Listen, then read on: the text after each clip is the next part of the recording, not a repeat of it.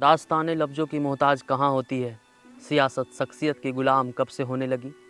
जब राज्य में लोकतंत्र के महापर्व चुनाव का वो दौर आ जाए जहां हारते जीतते वोटर नीलाम हो जाए, इंसानियत बदनाम हो जाए, तो वक्त की खिड़की से झांक कर ताज़ी हवाओं का इंतजार करने में कोई बुराई नहीं है।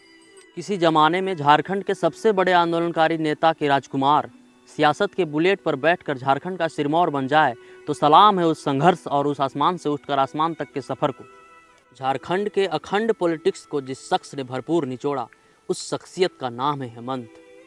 सालों साल के वफादार साथी रहे अपने चाचा चंपाई को मात्र गद्दी के लालच पर धड़ाम से पटकनी देने वाला इंसान, सियासत के पीच पर कभी कप्तानी से कम तो कुछ नहीं चाहता था। 100 से सत्ता और 100 से सवाल का संबंध कभी सस्ता है तो कभी महंगा भी है, परंतु एक आम झारखंडी होने की हैसियत से सवाल का बवाल तो उठेगा ही। क्योंकि मेरा ज़मीर मुझसे कहता है कि तू सारथी समाज का है, कर्म को अंजाम दे। अब बोल रहा है सच अगर तो जबां को न लगाम दे, जबां को न लगाम दे। सवाल सरकारी विद्यालय के उन विद्यार्थियों का जिनका पोशाक तो बदल दिया गया, परंतु क्या उनका शैक्षिक बौद्धिक स्तर में कोई बदलाव हुआ। सवाल सरकारी अस्पताल में उन सिहरते बिलखते नज़रों का जिनमें कभी सपने थे, परंतु उनका इलाज भी दलाली के बारूद में ढेर हो जाता हो। सवाल जेएसएससी के विभिन्न भर्तियों के तमाम अभ्यर्थियों का जिनका पेपर लिखकर उनके भविष्य का एनकाउंटर दलाली के कट्टे से हुआ हो।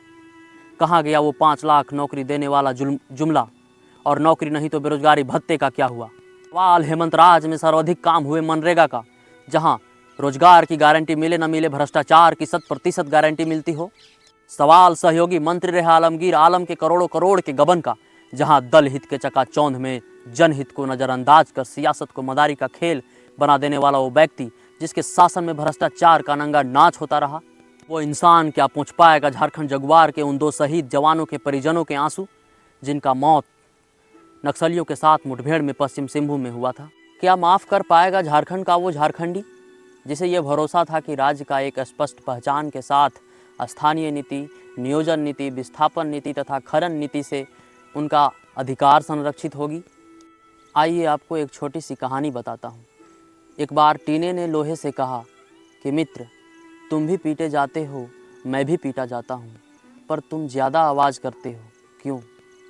इस पर लोहे ने टीने से कहा कि मित्र, तुम्हें भी लोहा पीटता है, मुझे भी लोहा पीटता है, बस फ़र्क इतना सा है कि जब अपना अपनों पर चोट करता है ना, तो दर्द ज़्यादा होता है।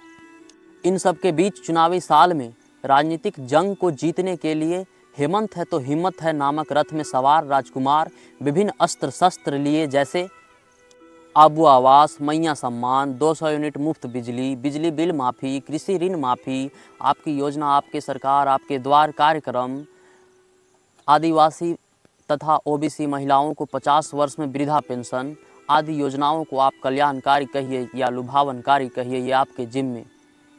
परंतु इन सब के सहारे हेमंत सोरेन कुरुक्षेत्र की ओर अग्रसर हैं। अब निर्णय आपको करना है। खैर, जो भी है भविष्य के गर्भ में है, परंतु भविष्य के हेमंत की नींव अतीत को भूल पाएगी, ये उतना ही बड़ा सवाल है जितना मुख्यमंत्री के तौर पर उनके कामों का हिसाब। फिलहाल तो आनंद लीजिए, क्योंकि राज्य की राजनीति चुनावी चौखट पर आ पहुंची है। चुनाव वो जो झारखंड के स्वाभिमान को एक नया आयाम देगा। धन्यवाद।